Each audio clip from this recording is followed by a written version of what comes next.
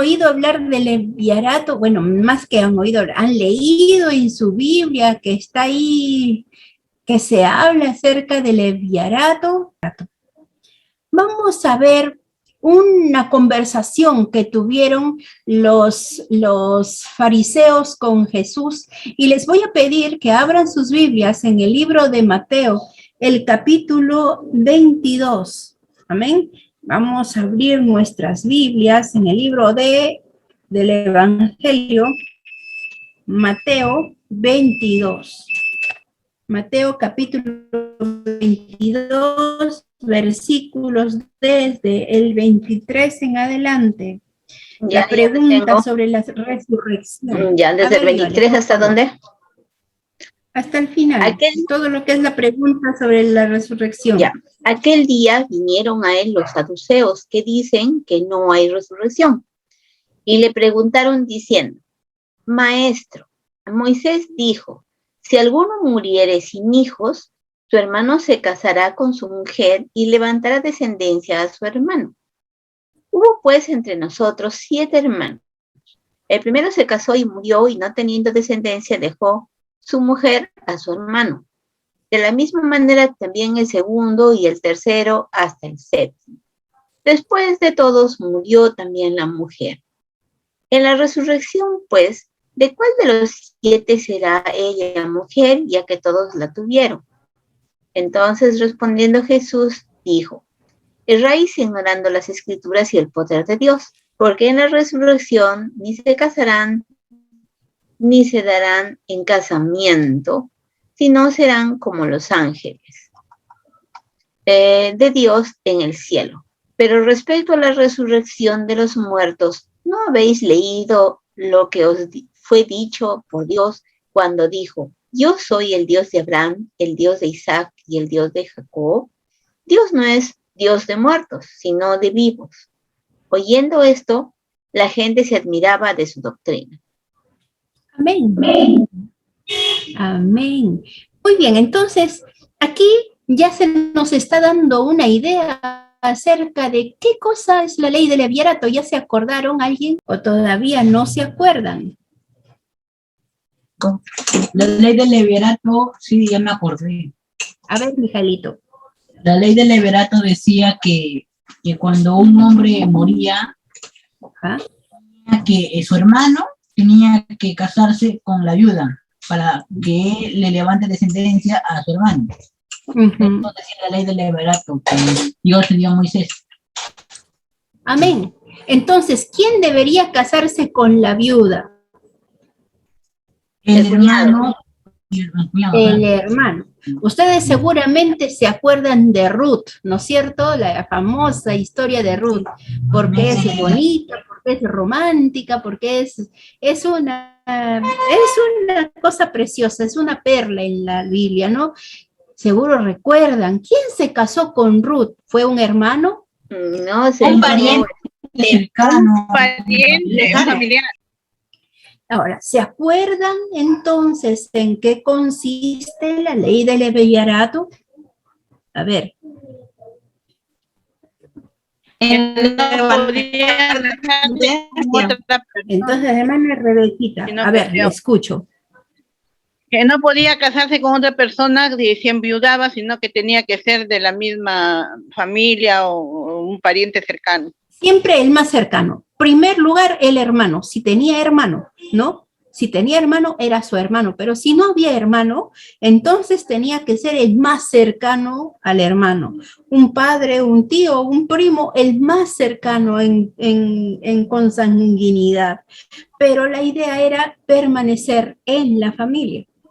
Muy bien, esta era la ley del Leviarato. Levir es una palabra latina que significa cuñado, y Leviarato significa la ley del cuñado, ¿ya? Que consistía básicamente en tomar el lugar del otro que se murió, ¿no? Tomar el lugar de otro que ya no puede tomar ese lugar porque ya no está, porque ya se murió. Entonces, ¿qué es Levir? ¿Qué significa? Alguien que me diga, por favor. Tomar el lugar.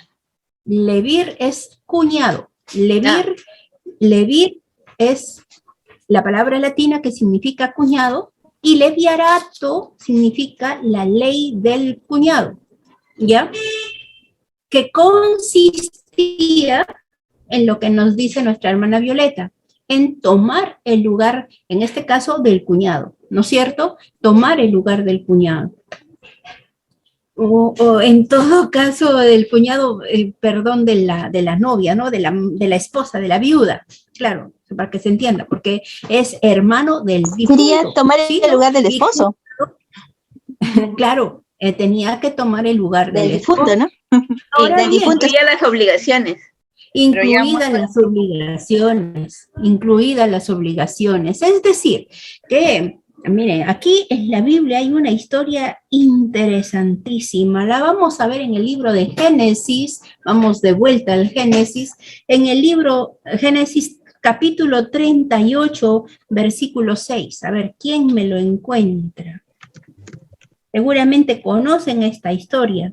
Es muy, muy conocida. Génesis, a ver, Marlenita. Dice así: después Judá tomó mujer para su primogénito, en la cual se llamaba Tamar. Uh-huh. ¿Pero qué versículo es? 38:6. ¿Continúo? Sí, por favor.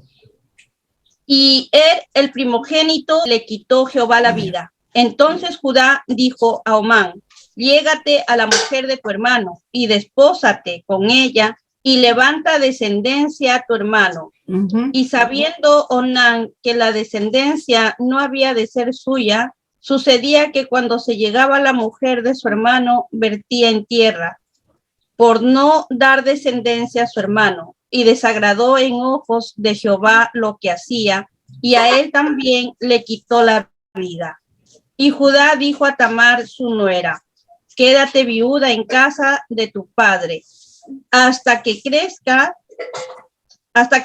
Sela, mi hijo, porque dijo: no sea que muera él también como sus hermanos. Y se fue Tamar y estuvo en casa de su padre. Amén. Aquí nomás. Entonces ya recordaron esta historia, se conoce famosísima como el pecado de Onán, ¿no es cierto? ¿Qué pasó con Onán? Onán tenía una cuñadita, ¿no? Una señora que se llamaba Tamar. Tamar se casó con el hijo mayor de Judá, ¿no?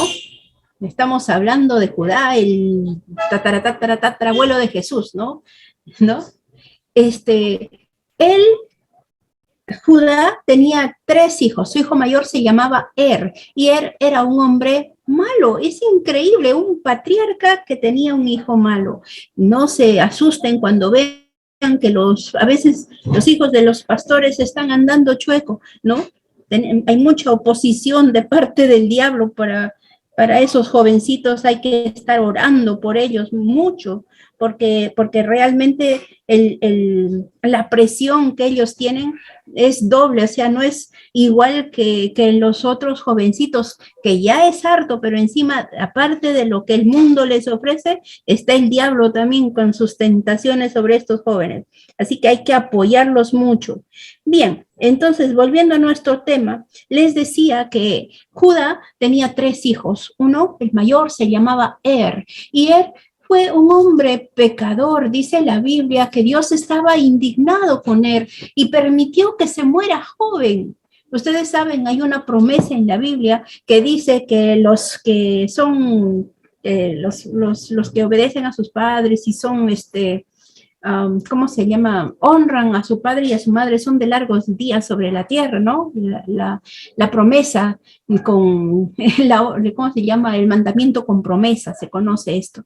Bien, entonces muere y Tamar se queda viuda y se queda sin hijos, porque para que se cumpla la ley del leviarato, la nuera, en este caso la viuda, tendría que estar viuda sin hijos, ¿no? No tener hijos o hijos varones, ¿no? Ya, no podía tener nadie. Entonces tenía que casarse el hermano, el hermano del difunto, o en todo caso el cuñado de la viuda, ¿ya?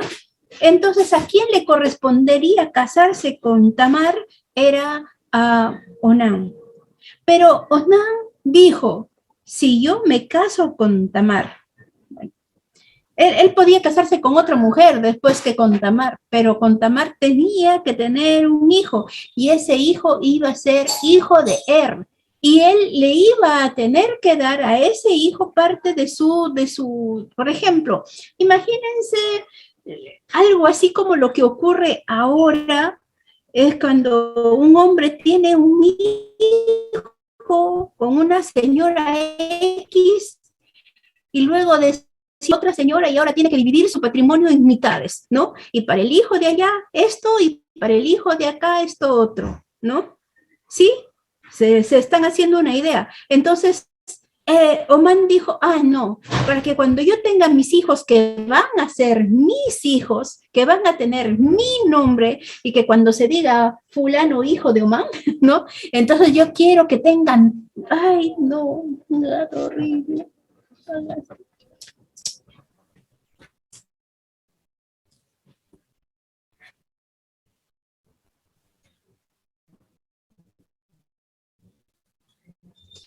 Ay, no sé qué le pasó. Perdón.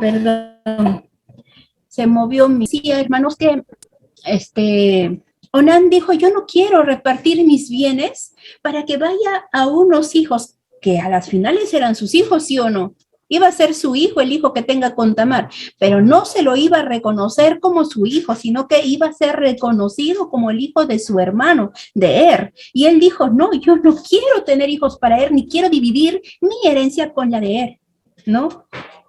Así que no, olvídanlo, y así que se iba con su cuñada, pero no le dio hijos. Y esto también le desagradó a Dios, y también murió. Omán murió jovencito. Entonces, yo no sé, seguramente ustedes han oído hablar que en la Biblia católica hay unos libros que se llaman los deuterocanónicos, y dentro de esos libros hay un libro que se llama el libro de Tobit, ¿no? Y ahí hablan de una mujer que tenía un espíritu inmundo que mataba a los maridos de esa señora, ¿no? Y que apareció un ángel, Rafael, que le dio una receta del hígado del pescado, que no sé cómo, y a las finales ese espíritu terminó huyendo, y la pobre mujer al fin tuvo un esposo que vivió, ¿no? No sé si lo han leído, si se han enterado, ¿no? Pero ahí está la historia de Tobías. Se creía que habían mujeres que tenían algo, como un demonio, que mataba a los esposos, y Judá tuvo miedo de que toda su descendencia se muera. Y dijo, no, ¿sabes qué, Tamar? Espérate, porque mi hijo Sela está tan chiquito, espérate que crezca. Ya cuando crezca te lo doy por esposo. Y Tamar no podía casarse con nadie más, tenía que ser alguien que sea de la familia de su esposo primigénico, que en este caso fue ¿no? Y bueno, Sela creció, y Judá se olvidó de su promesa, y ahí estaba la pobre Tamar. Seguro recuerdan la historia, ¿no? Bien, entonces, esta ley de Leviarato, en el Nuevo Testamento ya no se la conoce, ya no se la impulsa con tanta fuerza, ¿verdad? Pero tampoco queda abrogada. Entonces nosotros necesitamos entender a qué se refiere la ley del Leviarato, qué quiere decir para nosotros aquí y ahora, cómo podemos cumplir la ley del Leviarato, la ley del cuñado. Ahora les explico el sentido espiritual de esta ley del Leviarato. En términos físicos, en términos, ¿cómo les puedo decir? En términos materiales, podríamos decir que si mi papá tuvo 5 hijos, ¿no? A las finales, uno de los hermanos se casa, no tiene hijos, luego se muere, esa familia se pierde, ¿no? Hay un miembro de esa familia que se va a perder, ¿sí o no? ¿Se entiende? Lo que quiero decir es que va a ser a las finales como si mis papás hubieran tenido solamente 4 hijos. ¿Sí se entiende lo que quiero decir? Imagino que sí, ¿no? No dicen nada. Amén. Y no es cierto, es como si mi padre no hubiera tenido uno de sus hijos. Y para que eso no ocurra, entonces los hermanos eran los llamados a levantar descendencia para ese hijo que ya no puede hacerlo, porque ya no está. Ahora, nosotros vivimos en una nueva ley, en la ley de la gracia. Y nosotros vivimos por el espíritu de la ley de Moisés, ¿no es cierto? ¿Cuál es el espíritu en esta ley? El espíritu en esta ley es levantar descendencia por mi hermano muerto. ¿Quién es mi hermano muerto? El que aún no tiene a Cristo en su corazón. El que aún no tiene a Cristo en su corazón. Y es mi responsabilidad, ¿no? Levantar descendencia para ese hermano. ¿Y cómo puedo hacerlo?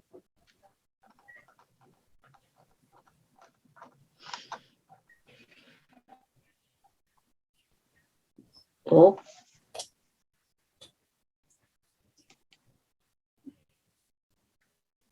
Tiene que ser a través de la predicación. A través de la intercesión. De la predicación también, obviamente. Si no le predicas, entonces es imposible que no vaya, que venga al camino del Señor, ¿no? Pero lo que sí definitivamente tiene que haber es intercesión. Y tenemos ejemplo de este leviarato espiritual en el mismo Antiguo Testamento, ¿no? ¿Cómo lo tenemos? Miren, por ejemplo, en el libro de Daniel, en el capítulo, me parece que es el 6, ¿no? Sí. Cuando confiesa sus pecados, ¿no? Parece que es.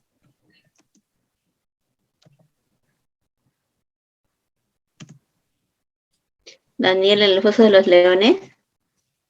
No. Cuando intercede por los pecados de sus antepasados y de su familia y de la gente de Israel.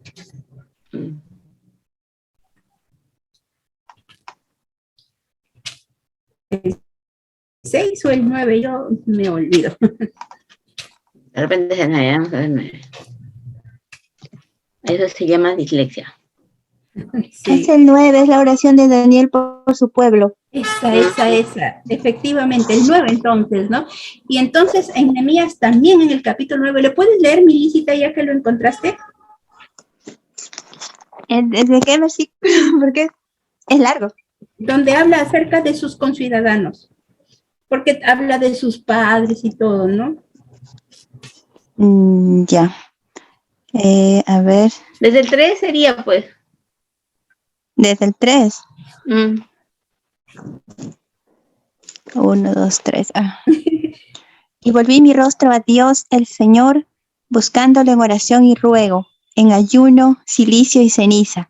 Lloré a Jehová, mi Dios, e hice confesión diciendo: ahora, Señor, Dios grande, digno de ser temido, que guardas el pacto y la misericordia con los que te aman y guardan tus mandamientos.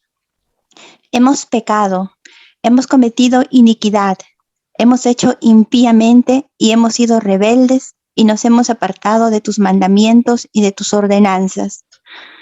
No hemos obedecido a tus siervos los profetas, que en tu nombre hablaron a nuestros reyes, a nuestros príncipes, a nuestros padres y a todo el pueblo de la tierra.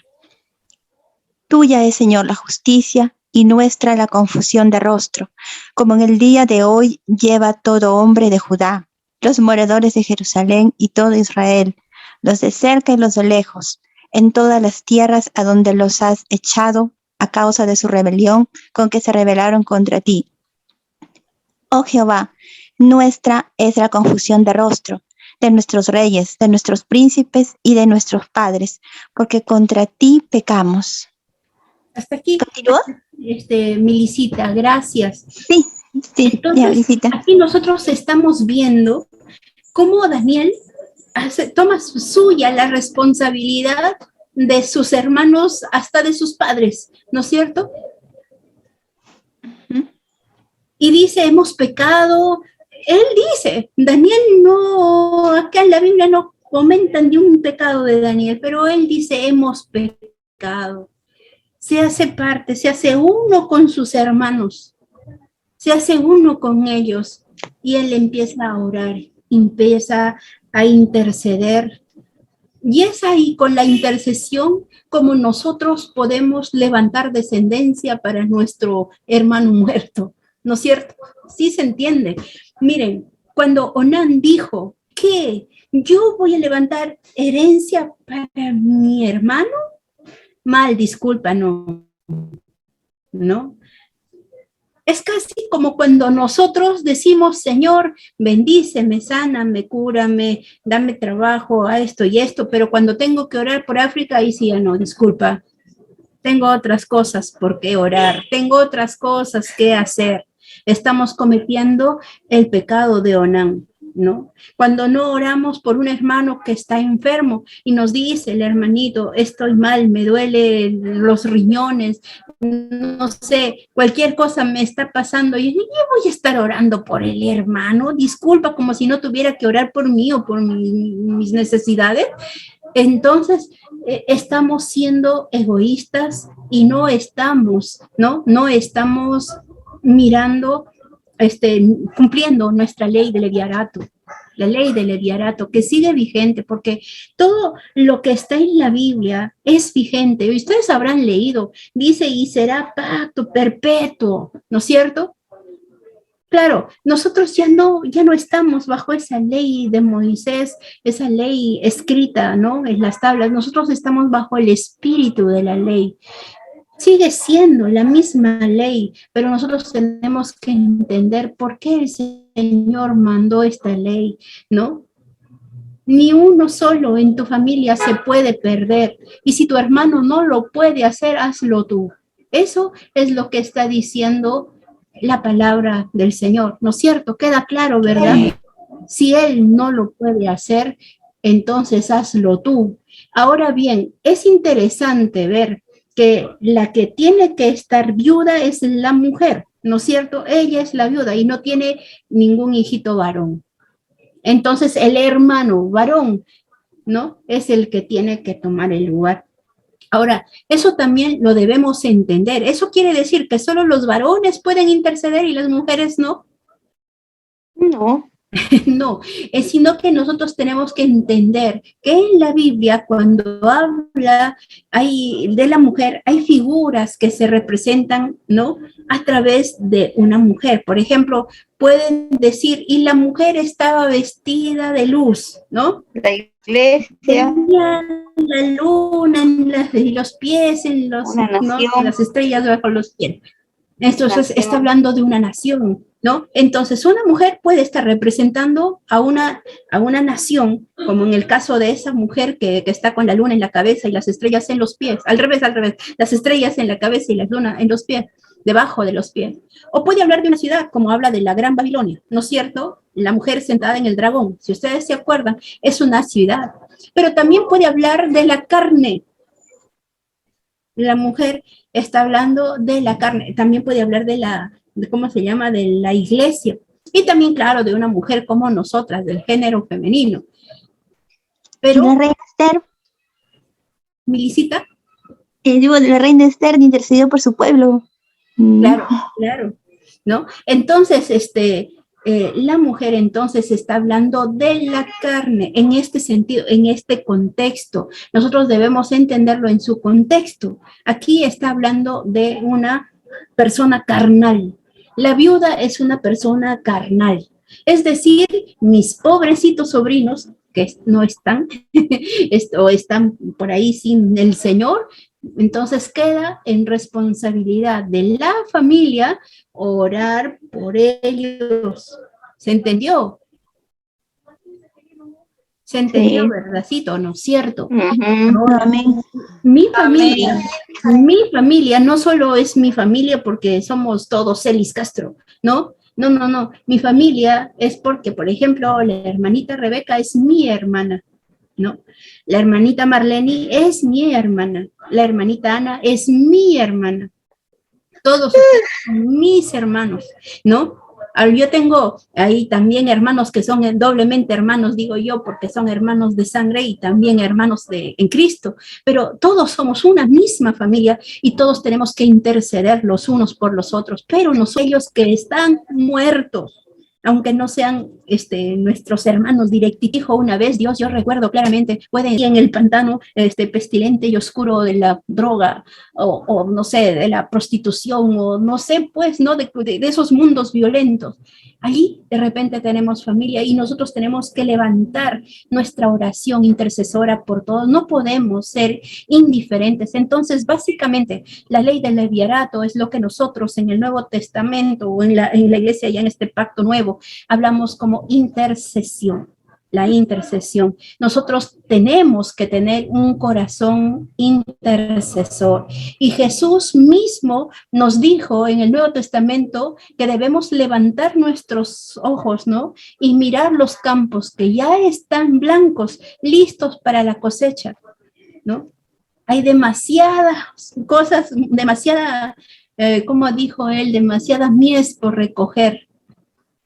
Pero se pierde, se echa a perder. ¿Por qué? Porque los obreros somos pocos y los pocos que habemos estamos como Onán. Pucha, que irme hasta allá, no. Ya alguien que esté más cerca. No. O sea, podemos tener esa actitud de Onán. Y si nosotros tenemos esa actitud de Onán, ¿qué va a pasar con nosotros? ¿Vamos a agradar el corazón de Dios? No. Vamos a morir como Onán.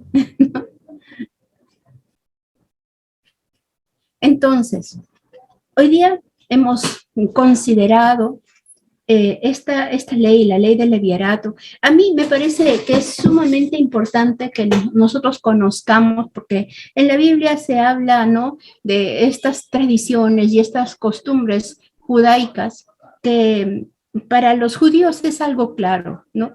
Pero para nosotros que no conocemos mucho, o sea, se nos hace complicado, ¿no? Porque es algo diferente, radicalmente diferente a nuestras culturas, al tiempo en que vivimos, y no la entendemos. Pero bueno, gracias a Dios que con su palabra nosotros podemos entender lo que se vivía en el Antiguo Testamento, por qué el Señor lo mandó, ¿no? Porque en el mismo libro de Levítico, no es Levir, hay que entender, ¿no? Uno es Levítico, de Leví, y otro es Levir, que es cuñado, ¿no es cierto? Sí. Ahora, el Levítico, en el capítulo 18, 16, dice que es un pecado mirar la desnudez de la esposa de tu hermana, ¿no? Así dice, es un pecado. Si quieren, vamos a abrir nuestra Biblia en Levítico 18.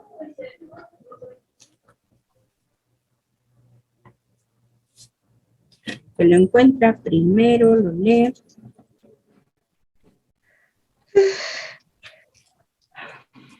Levítico capítulo 18, versículo 16 dice: la desnudez de la mujer de tu hermano no descubrirás. En otras palabras, un hermano no puede estar con la cuñada. Eso es pecado. Pero mientras viva tu hermano. ¿Sí? ¿Sí? ¿Se entiende? Sí. Si está vivo tu hermano, entonces tú no puedes estar tomando decisiones en su familia. Tú no puedes estar diciéndole, haz así, ves, ya, no sé qué. No. Es pecado. Es pecado. Pero si él se muere y la mujer, estamos hablando de una mujer que no es espiritual, ¿no? Está muerta, no carnal, allá. Entonces ahora sí tienes que orar por levantar descendencia para tu hermano. Hablando espiritualmente. Incluso tienes que orar Muy por bien, tu hermano entonces, para que viva. para que viva, claro. Para En que este caso resucite. nosotros podemos hacer eso, ¿no? Para que viva en el Señor. Claro, esa es la idea.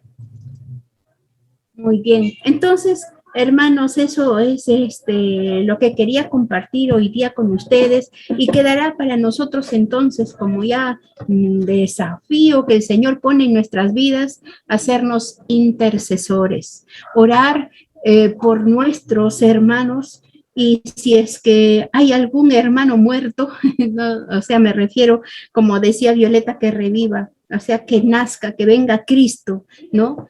Orar por la salvación del alma de esas personas que están en muerte espiritual, que a las finales son nuestros hermanos, pero todavía ellos no se han enterado y nosotros tampoco, hasta que veamos quiénes son los que viven, ¿no es cierto? Sí, ¿no?